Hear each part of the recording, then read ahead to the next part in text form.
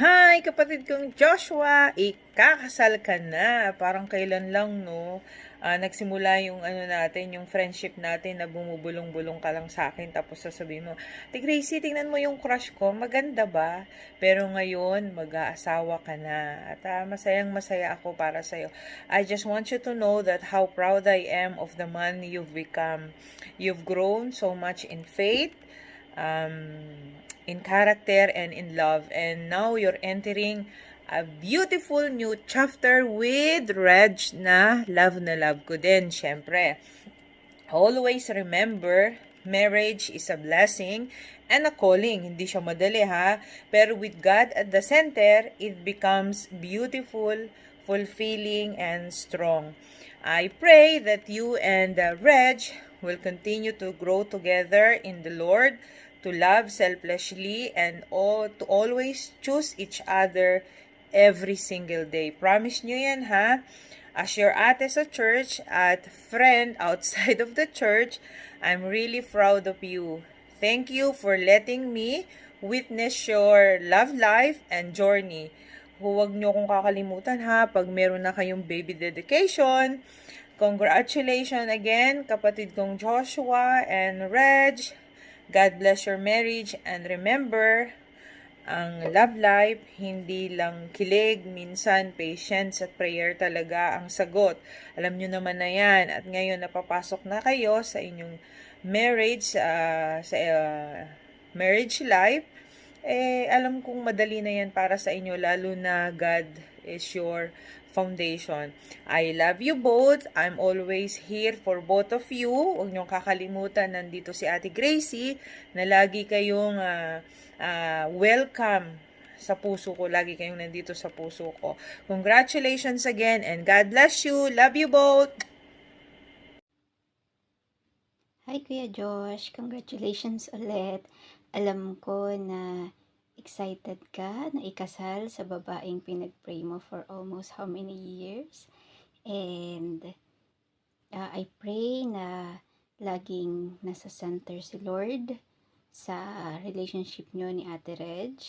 And huwag kayong magpaka-stress sa preparation, then sa wedding day nyo. Enjoy nyo lang yung moment. And yun, paalala lang na pag mag-asawa na kayo ni Ate Reg, na lagi siya yung tama. Yun lang. See you soon! Hi, Kuya Josh! Iba na kapag ikakasal talaga. May pa-surprise party ka na ngayon, ha? Pero pasensya na muna kasi kakagising ko lang, naka-PJs pa ako.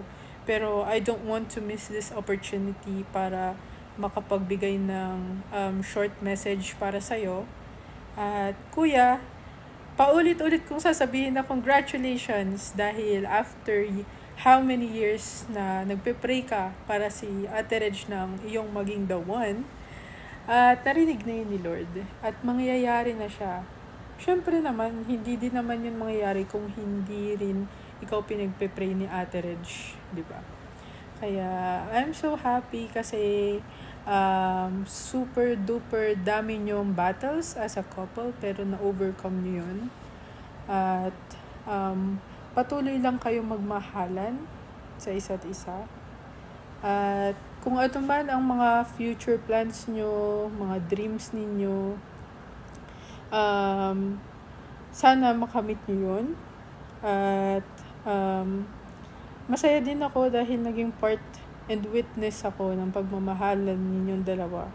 At mahal na mahal ko kayo parehas. At ang nakakalungkot lang dahil sa wedding day nyo, wala ang inyong pambansang third wheel.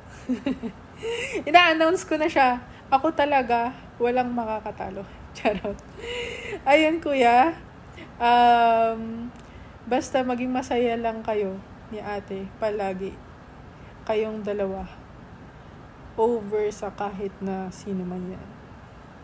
At, ayun, I'll see you both soon. I miss you and I love you both. Hi, be, surprise! Sabi ni Ate Dayan, tsaka ni Kuya Ryan, mag-message daw ako kasi papaparty sila. So, ano bang ime-message ko? Nasabi ko na lahat. Pero, ayun, siguro happy mansari. Mansari natin ngayon. Last mansari na natin as girlfriend and boyfriend. Ayun na nga. Sorry medyo madilim yung background ko at medyo maingay sa loob. Pero yun, ang message ko sa'yo, mag-enjoy ka ngayon, ngayong party mo. Um, Alam ko na masayang masaya ka kasama mo sila, yung family mo. So, enjoyin mo lang.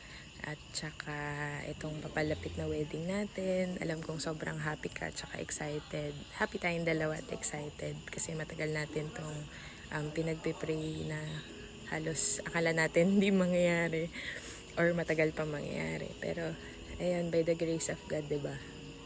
Sino mag-aakala? So, ayun, basta ako, andito lang ako palagi sa'yo. Susuportahan ka. Oop, hindi pa to wedding vow, wag ka excited. I-reserve natin sa wedding vow.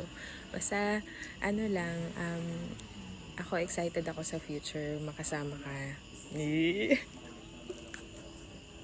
Tumatawa mag-isa, baliw. Ay, sorry po. Sorry po sa mga nakakanood.